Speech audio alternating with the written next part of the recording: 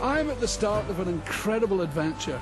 I'm going 10,000 miles from the Atlantic Ocean to the Pacific Ocean, and I'm doing it the hard way, above the Arctic Circle by a legendary route, the Northwest Passage, the mythical sea route across the top of Canada linking two oceans. Whoa! How unbelievable is this? It's like being on another planet. I'm going to places I've never seen before, meet people I've never met before, and do things I've never done before.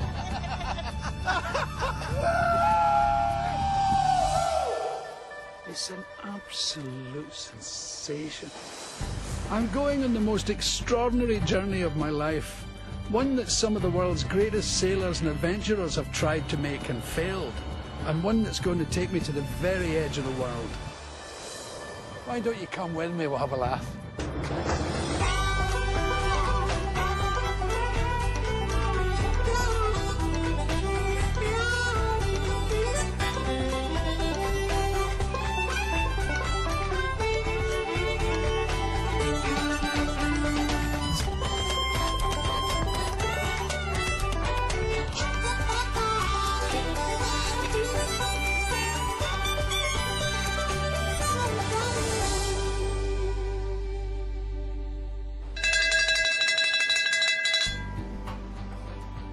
Piece of cake.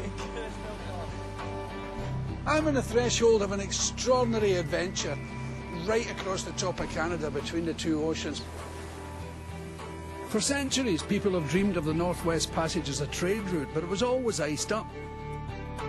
Now, with the change in climate, the melting ice should clear for just enough time for me to go and have a wee look. My journey starts on the Atlantic coast of Canada in Nova Scotia, and then it's north through Newfoundland down to Baffin Island above the Arctic Circle, and then through the Northwest Passage itself before heading south, through the Yukon to British Columbia and my final destination, Vancouver Island on the Pacific coast. You and me, we're going to do it together, and it's going to be fun. In 10 weeks, I'm going to travel by road, by boat and by airplane, right round the top of the world. It's going to be an epic journey. By God, it's parky out today. It will be cold and wet, snowy and blowy and everything else you can imagine. I am bloody freezing. I'll be meeting all sorts of amazing people along the way. Oh, wow! The joy of the unexpected brings a light to my eye. Oh! Job done. Helicopter! The world's a fantastic place, and I'm heading for some of the most remarkable and remote landscapes anywhere. I'm getting very excited just thinking about it. Well, I'm off the coast in Nova Scotia, and I've no idea where I'm going.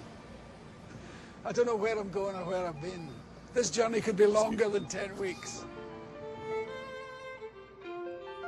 Just like countless explorers and pioneers before me who braved the North Atlantic to reach America, there's no better way to start an adventure than to arrive by boat.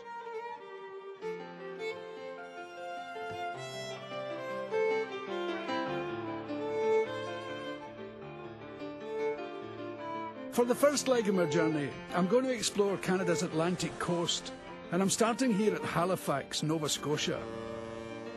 Today it's a busy seaport, but this was once the gateway for hordes of Europeans who'd come here to make a new life in what was for them the edge of the world.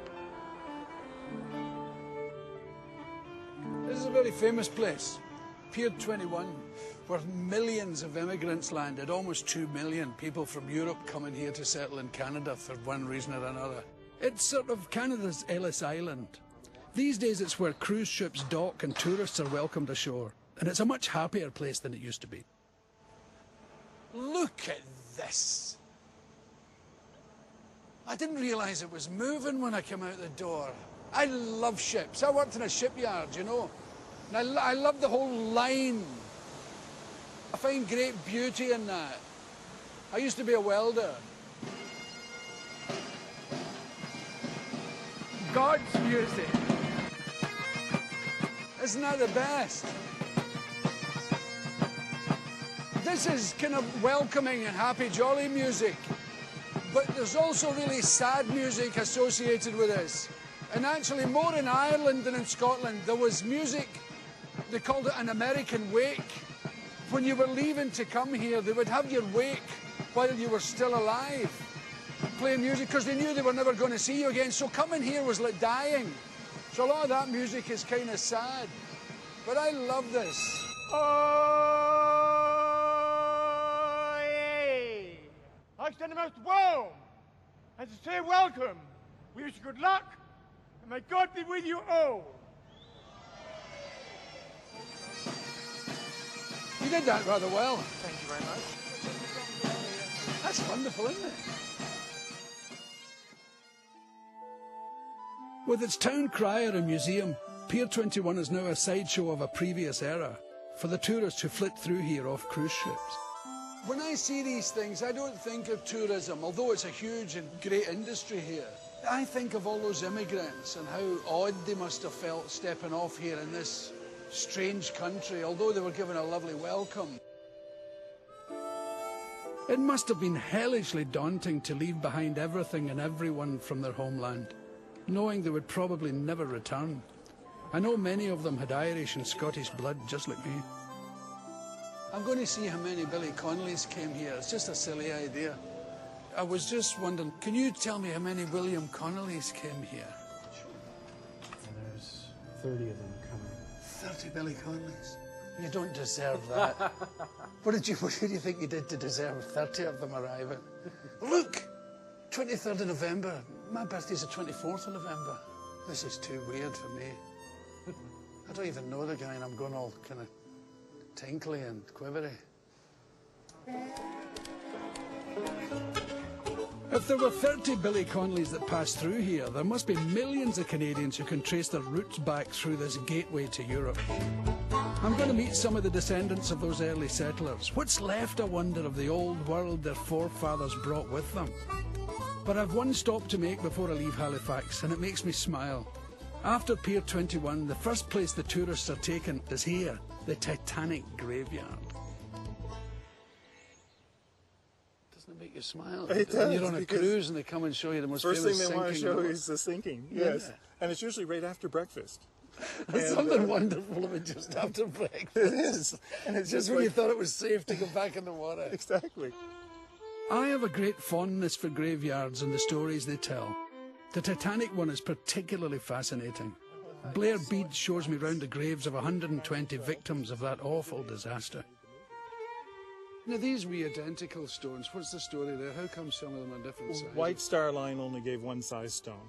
If you wanted a bigger stone, your family paid for a bigger stone. So it was an extra expense. So for instance, here's Mr. Elliot. The family paid extra for this. He was a crew member. And they were mad that the newspaper of the day said crew members survived, women and children died. So as you read the verse at the bottom that they've put on, you can almost hear the glorious trumpets sounding about how he stood at his post. Oh, right. And showed once more to all the world how Englishmen should die. And trumpets go. The Titanic has a magical quality. It just goes on and on forever. There's nothing dead about it. It's so alive. And it keeps coming back. I was at a shipyard museum in Belfast and they gave me the T-shirt.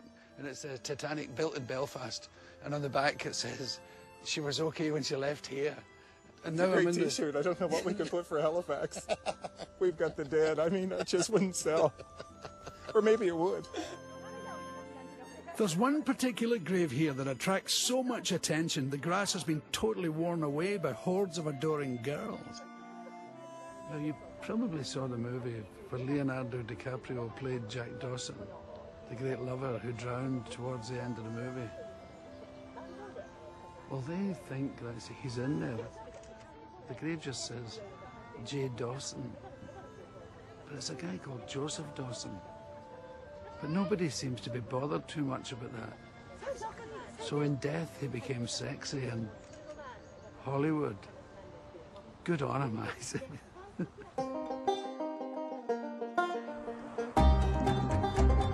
I'm leaving Halifax behind me for the next leg of my epic journey to the edge of the world. I'm heading for the coast for a spot of cod fishing.